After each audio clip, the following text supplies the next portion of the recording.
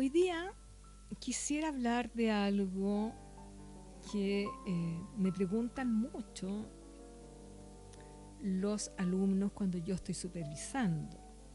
¿Cómo lidiar con mis prejuicios? Voy a partir con un caso clínico.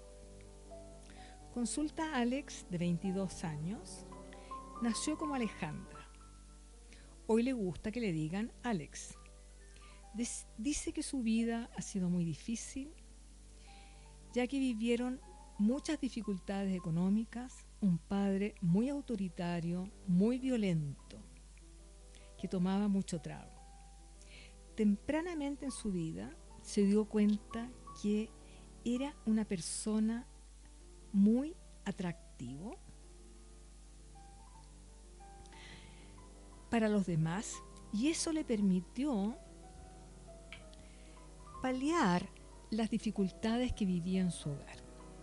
Se dio cuenta que ella se sentía mejor como Alejandra. Se refugió mucho en sí mismo y en su apariencia, lo que lo llevó a ser una persona muy pendiente del físico y de la estética. Cuando tenía 12 años, sufrió un principio de anorexia que superó con ayuda de una nutricionista, y hoy es una persona que sabe mucho de nutrición.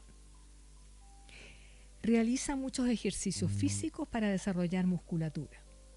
Estudia técnico en computación en el DUOC, pero además tiene un emprendimiento de páginas web.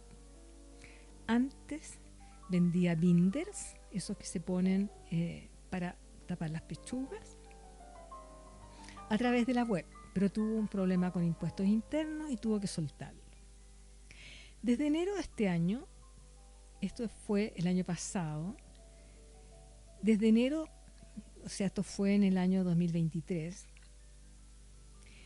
desde enero vivía con su pareja Julio, proveniente de Valparaíso, que se desempeña como técnico de arquitectura en una empresa de construcción. Julio tiene 35 años y también vive un proceso transicional, o más bien vivió un proceso transicional, aunque hoy se siente completamente hombre. Ese cambio lo llevó a cortar relaciones con su familia de orígenes, quienes no aceptaron nunca que él se hubiese mastectomizado por las consecuencias que ello conlleva en la vejez. Eso llevó a que Julio no vea a su familia hace como 10 años. Para Alex, vivir con Julio ha sido una bendición. Desapareció el tener que estar en su casa y vivir constantes recriminaciones y problemas económicos. Julio tiene un buen pasar. Y desde el inicio de la relación, hace ya más de año y medio, le ha insistido a Alex que debe realizarse la mastectomía, pero Alex lo ha ido postergando. Fue a un médico que le pagó Julio y ahí supo que hay muchas cosas que no sabe y que cuesta alrededor de 3 millones de pesos si se efectúa en forma particular. Realizar una mastectomía no se justifica sin tratamiento hormonal. Y a él le asusta mucho el tratamiento hormonal, principalmente porque teme que le crezca la nariz y le cambie las facciones. Julio le insiste que son cosas de niños y que debe crecer, pero para Alex la estética no es un tema menor. Hace un mes, Julio, esto fue cuando lo vimos en el año 2023, hacía un mes le contó que probablemente a fin de ese año debería trasladarse a la región de los lagos, específicamente a Valdivia, donde está la sucursal de la empresa de arquitectura en que trabaja.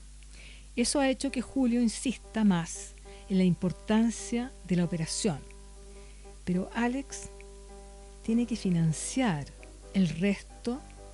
Julio le va a pasar un poco de plata, pero la mitad lo tiene que pagar Alex, y Alex no se siente preparado. Entonces dice que no está preparado porque no tiene toda la información, se ha corrido. Alex piensa que podría recurrir a su hermano mayor para que le preste plata, pero no está seguro de que realmente lo apoye. Y 1,5 millones para él, que está iniciándose, es complejo porque además tiene que pagar sus estudios. Lo envía a una terapeuta para que trabajemos su identidad de género. El año 2023 yo trabajé con un estudiante que estaba haciendo su práctica en un lugar donde se trabaja con personas que están en transición. Por lo tanto, me había tenido que informar mucho de eso y la terapeuta supo de eso y por eso me lo mandó. Es decir, me lo mandó para que trabajáramos su identidad de género. Cuando yo escucho el relato, digo, ¿será ese el problema? A medida que voy escuchándole el relato, lo voy haciendo desde mis comprensiones. Me produce rabia, me produce pena. Y si empiezo a escuchar desde la rabia o desde la pena, voy a entrar en el prejuicio y voy a dejar de entenderlo desde ellos, en este caso desde él. Escuchar al otro sin prejuicios, si ustedes se meten a internet y buscan escuchar al otro sin prejuicios, se van a encontrar con 150 formas como solucionarlo. Pero yo, que tengo este doctorado en filosofía y que sigo a Heidegger, me doy cuenta que eso no es así. Parece fácil deshacerse de los prejuicios, pero no es así. Necesitamos reconocer nuestra forma de entender el mundo. Y porque la forma de entender el mundo nuestra son a través de prejuicios. Los juicios que tenemos previos de cómo hemos entendido la vida. En este caso, la psicóloga que lo mandó me decía, no, debe ser muy complejo transicionar. Yo, que había asesorado y había trabajado con algunas personas, sí, para algunos casos es difícil, pero para otros no. Cada vez que ingresamos a entender a las personas, el foco desde donde miramos lo va dando el relato de nuestros pacientes, pero también en qué nos focalizamos nosotros. ¿Cuál es la lupa que yo uso? ¿Qué privilegia contarnos él o ella? ¿En qué se detiene? ¿En qué estaba haciendo cuando pidió la hora? ¿Cómo preguntamos nosotros? ¿Qué nos focalizamos nosotros? ¿Cómo nos va narrando lo que nos dice le ocurre? Habiendo dado una idea de lo que relata, pero esa idea la voy teniendo desde mi comprensión. Porque la narrativa no existe. Es una metáfora. Es una historia hilada, con sentido, organizada sobre la base de conectores lógicos y de secuencias temporales. Pero es una historia, una metáfora. No pasa así en la vida. Es el relato de cómo yo me explico lo que me pasó. Por lo tanto, la pregunta que me debo hacer es ¿desde qué comunidad interpretativa me está hablando? ¿Qué lo aqueja o la aqueja hoy? ¿Cuánto sé yo de ese tema? ¿Desde dónde? Pregunto. ¿En qué estamos en Chile con este tema de la transitoriedad de género? En el 2023 me encontré con esto maravilloso, que existe una agrupación en Chile que se llama Kairos. Son padres y madres de niños y niños que se identifican como trans. Esta agrupación no tiene sesgo político. Tienen distintas profesiones, opiniones. Yo me acerqué a ellos para conocerlos y eran muy diversos. Ahí supe que estaban tratando de hacer un colegio de niños trans. O sea, hay toda una cultura en nuestro país bastante más adelantada incluso que en España. Lo que tienen en común estos padres es que nuestros hijos e hijas necesitan tiempo para crecer y madurar, que no se les debe apurar a entrar en tratamientos hormonales si no quieren. Tenemos que defender el derecho de crecer sanos. El tema hormonal, que ha estado este 2024 bastante de moda, sobre todo por lo que pasó en Gran Bretaña o en Inglaterra, no estoy segura, pero en esa zona, porque hay todo un prejuicio con la transexualidad, que es lo que quise poner en esa lámina que también encontré en internet, y que está relacionada con todo lo que es, lo voy a llamar así, la terapia hormonal, la terapia, voy a llamarlo por ahora terapia hormonal solamente.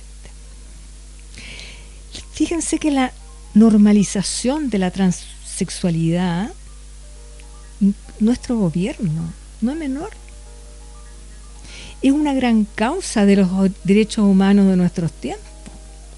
Por supuesto, no hay acuerdos como en todo lo que está relacionado con el mundo humano, pero en nuestro país hay una cierta normalización, por lo menos, de nombre, y eso no deja de ser. Y como yo siempre digo, todo lo que hacemos lo hacemos desde una conversación conmigo mismo o con los demás, desde una emoción.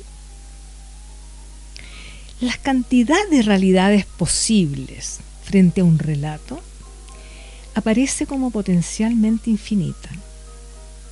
Pero la diversidad de interpretaciones está limitada por la vida en comunidad, por la cultura, por la historia que generamos como sociedad. Y por supuesto que con cada ser humano es distinto, pero ¿saben qué? No completamente distinto. Es decir, la vida en comunidad, la cultura y la historia nos hace, por lo menos con la transexualidad, pensar en 2024, en 2023, distinto que en los 90. Y empieza a haber un límite difuso entre lo psicológico y lo políticamente correcto, sobre todo en temas tan complejos como no sentirse cómodo con el cuerpo que nos tocó crecer. Ahora, nosotros necesitamos transparentarnos a nosotros, nuestras creencias frente a cada paciente. La psicóloga que mandó a Alex tenía un prejuicio. Para ella era muy importante apoyar en la identidad de género, porque tenía una historia personal con una hermana que le había costado mucho. Entonces estaba atrapada en ese prejuicio. No es que lo viera mal, estaba atrapada en el prejuicio. ¿Y cuáles son nuestras redes conversacionales? Lo que yo siempre digo, la propuesta social, la cultura, la propuesta local, lo que pongo en casi todas las láminas, en casi todas las clases que yo hago, la importancia que tiene saber el contexto de dónde está hablando la persona. Porque todo ello es la óptica de nuestro prejuicio. Después de haber hecho cualquier hipótesis, después de haber descartado más bien la hipótesis diagnóstica que me pudiera estar distrayendo, ingresé a entender el mundo de este Alex, viéndolo como una persona, no como una persona trans, no como una persona con el problema de identidad de género, sino como una persona que estaba con un problema y que por eso venía a consultar o había ido a consultar. Y entonces usé lo que yo siempre uso, la tríada inseparable. Porque indudablemente cualquiera sea la queja del sistema consultante, emerge de nuestro mundo emocional y el de nuestros pacientes. Pero para mí, la validación del otro y su forma de ver el mundo es lo que me ha marcado en los años que llevo como terapeuta. Y me pregunto, ¿su forma de significar es compatible con la mía? ¿Puedo, desde mis propias experiencias, entender las premisas desde donde decodifica su mundo? Lo que las personas hacen, lo hacen porque de alguna manera les hace sentido, les es útil. ¿Cómo saberlo? A través del comportamiento, no lo que dicen. Si al Alex le preguntan una y otra vez, ¿está complicado con tu identidad de género?, va a decir que sí. ¿Pero es eso lo que lo complica? Me hace mucho sentido un planteamiento de los años 60, ¿no es cierto?, la teoría de la comunicación humana, cuando Don Jackson, sobre todo, pone el énfasis en mirar lo que la gente hace, no solamente lo que dice, y ver cómo lo que la gente hace está siempre contextualizado.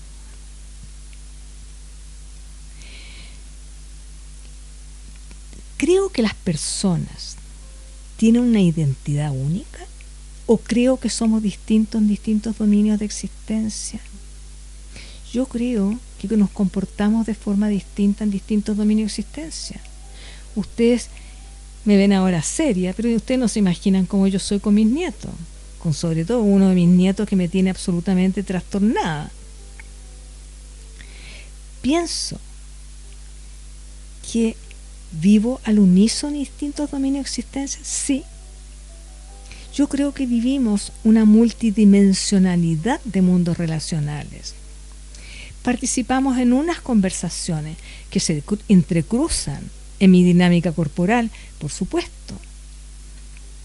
Pero yo soy distinta con mis compañeras de curso, con mis amigas del colegio con las que todavía viven, con mis vecinos, en las redes sociales, que estoy entrando muy tímidamente, con las autoridades, frente a mí misma en el espejo.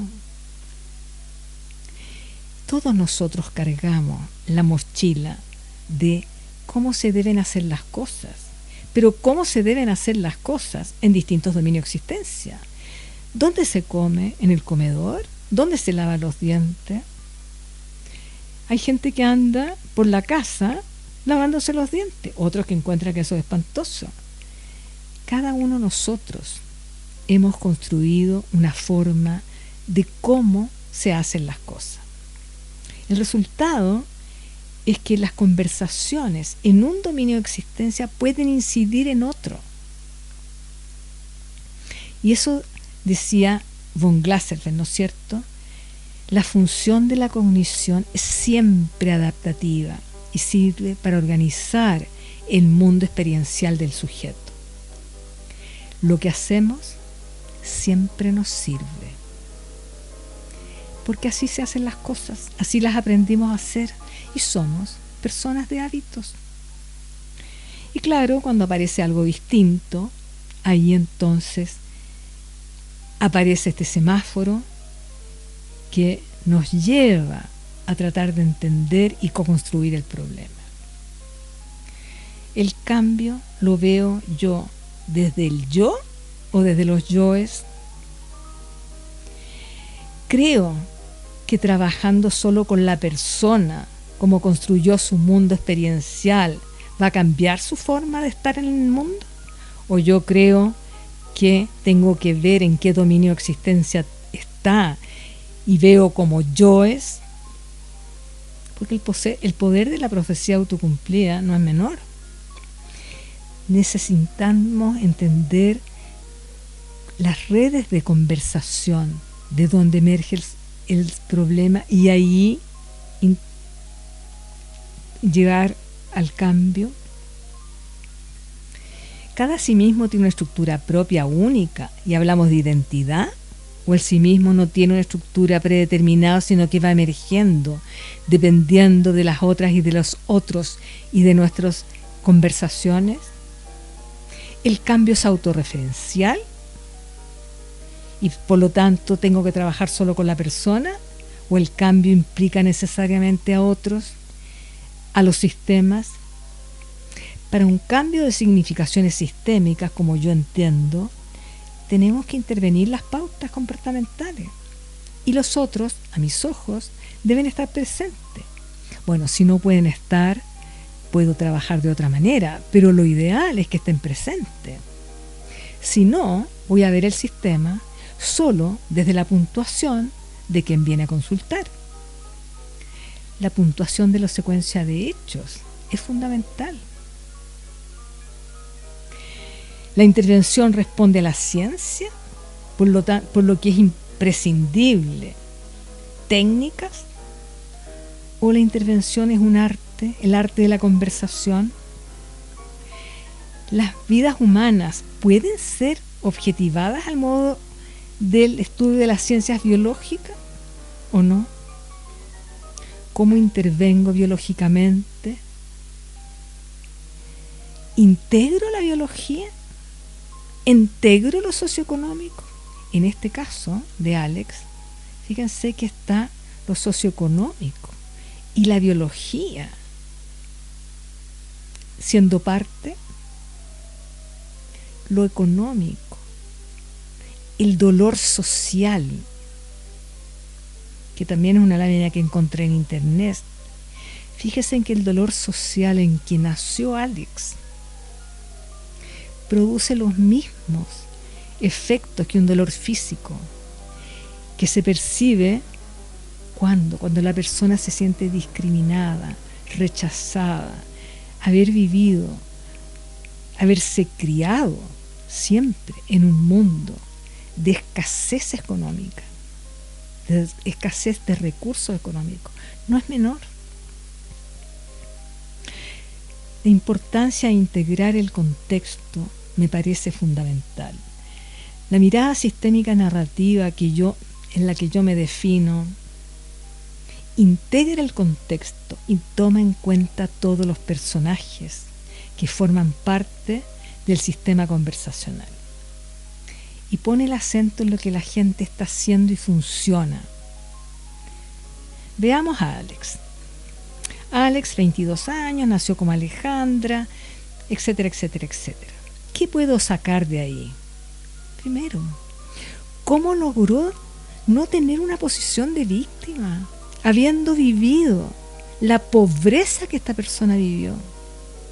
Y lo vivido con su padre. ¿Cuán organizado debe ser este Alex para dedicar tanto tiempo a su imagen? ¿De dónde sacaste esa organización? ¿Cuánta fuerza de voluntad tuviste para haber logrado vencer el hambre y ponerte anoréctico? ¿Qué hacías cuando el hambre te acongojaba? ¿Cómo se te ocurrió una nutricionista y no un psicólogo? Realiza muchos ejercicios para desarrollar la musculatura, estudia técnico en computación, el DOC, etcétera, etcétera. Esa perseverancia que tú tienes, ¿en qué otras cosas se manifiesta? ¿Cómo se te ocurrió hacer un emprendimiento? ¿Cómo se te ocurrió hacer otro cuando te va mal con impuestos internos? ¿Cómo eres perseverante? ¿De dónde sacaste fuerza para enfrentar a impuestos internos? A mí me llega un mensaje de impuestos internos y ni siquiera abro el mail porque me asusto. Desde enero vive con su pareja, Julio, proveniente de Valparaíso, y la historia que ya conocen. Qué interesante cómo te aparece el amor. ¿Siempre has sido tan valiente? ¿Te atreviste a irte a vivir con una persona tan distinta? ¿En años? ¿En formación? en profesiones. Qué interesante cómo lograste juntar el amor con una forma de vida más satisfactoria para ti. Parece que lo económico es un factor importante y parece que haber vivido el dolor social en tus primeros años de vida fue marcador. ¿Es así? Y él me hace así con la cabeza y me dice sí. La idea de irse centrando en otra forma de narrar la historia, desde el personaje, siendo un héroe para sí mismo, porque realmente lo veía como un héroe, puede mostrar otra faceta de nuestro paciente, aquello que el paciente no ha visto. Por supuesto, son muchos más, elegí para ponerlo en este Power algunos de ellos, pero la idea es buscar los recursos, lo que la gente hace, no lo que la gente dice. ¿Qué recursos desarrolló esta persona con lo que me cuenta? La idea de abrir la mirada de los recursos de las personas nos hace desestigmatizarlo. Él no era un problema que tuviera un problema de identidad de género. Tenía un problema como habría tenido yo si tengo que juntar 1 millón de pesos y apenas tengo para vivir. Y eso emerge desde el preguntar. Y entonces el X y Z, ¿qué pasó distinto? Hace un mes Julio le contó que posiblemente debe trasladarse a la región de los lagos.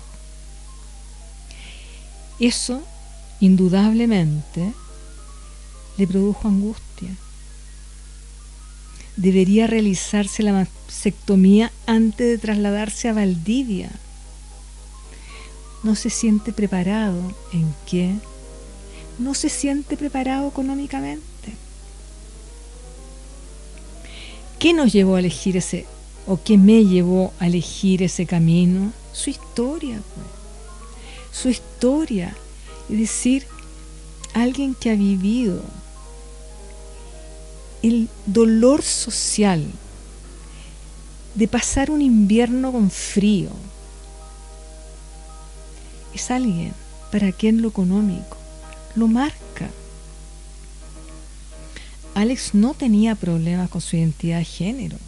Estaba enfrentado a tener que acelerar su mastectomía.